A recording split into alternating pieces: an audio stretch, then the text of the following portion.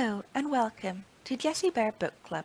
We like to talk about historical fiction, wild cards, Game of Thrones, and much, much more.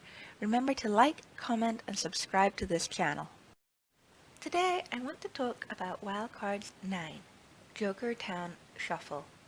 What a profoundly disturbing book, but I couldn't put it down. We finally get a Bloat POV chapter, created by Stephen Leigh, and I was disturbed to find out how young Bloat actually was. It makes his situation so much sadder to learn about his lack of control over his powers and anything else in his life, including his own body, makes his story arc as the governor of the Lawless Rocks all the more sympathetic when you know he has only got good intentions. Brennan is back for a little bit in this book, and finally defeats Tachyon and rescues Wraith, who is now pretty much just a Princess Peach character doing very little but getting rescued every other book by Brennan. I used to really like Wraith, but now she is just very one-dimensional. The homunculi were also very funny in this chapter.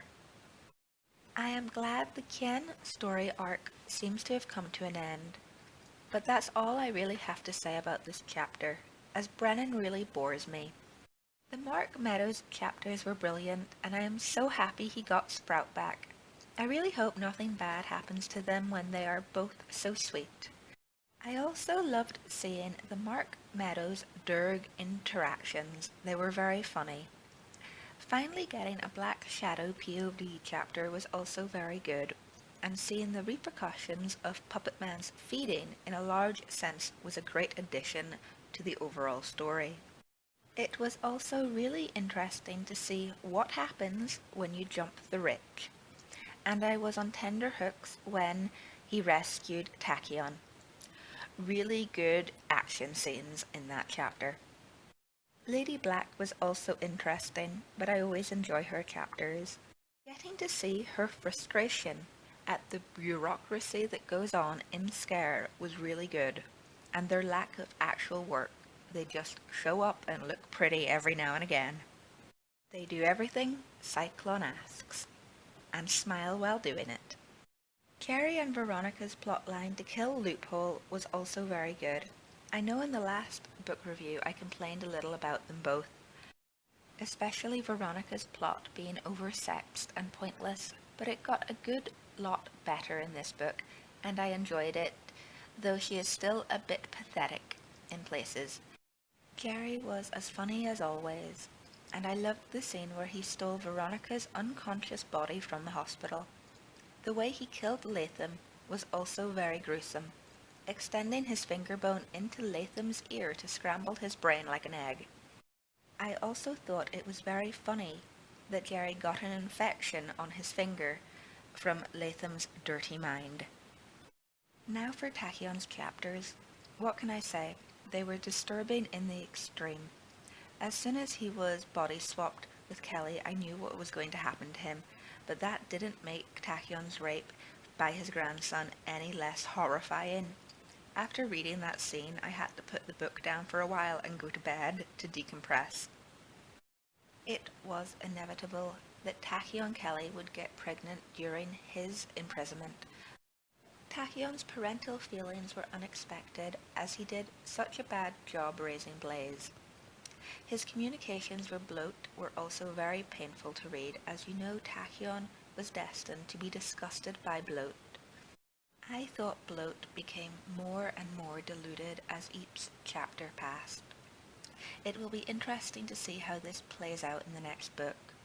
Tachyon has obviously been emotionally scarred by his body swap, rape, and pregnancy, and now with his body on its way to Takis, I don't know what he will do.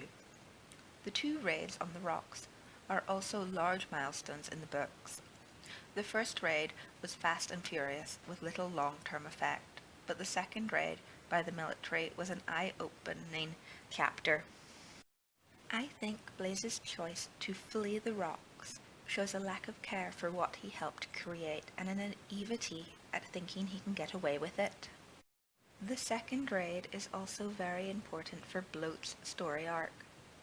Bloat hears and feels so much death at one time, I think he has some sort of panic attack, which leads to his creations of the demons and physical wall. I couldn't be surprised if he suffers from some sort of PTSD in the next book. Also, he is probably grieving for the loss of his friend and love Tachyon, who has been his only real confidant in a long time on the island. Or ever, as we find out in Lady Black's chapters how horrible Bloat's parents were to him, and how little love and social life he had before the virus took hold of his body. I think Bloat's creation of the demons is a final act, a line he has crossed that he will never be able to uncross. His first use of violence against the Nets. Is he the governor of the rocks, or a dictator? With Blaze gone, no one on the rocks is powerful enough to defy him. Will he wield his newfound power wisely? We will have to wait and see in the next book. But what do you think? Be sure to let me know in the comments below. And as always, this is just my opinion. Please remember to help out and like this video if you enjoyed it. You can also follow me on Instagram at Lady Jessica Riddell and on Twitter at Jessams. I post on Twitter regularly about my videos. If you want to see more book reviews, character comparisons and fan theories, please subscribe to Jessie Bear Book Club. I try to post a new video at least once a week. See you next time on Jessie Bear Book Club. Bye!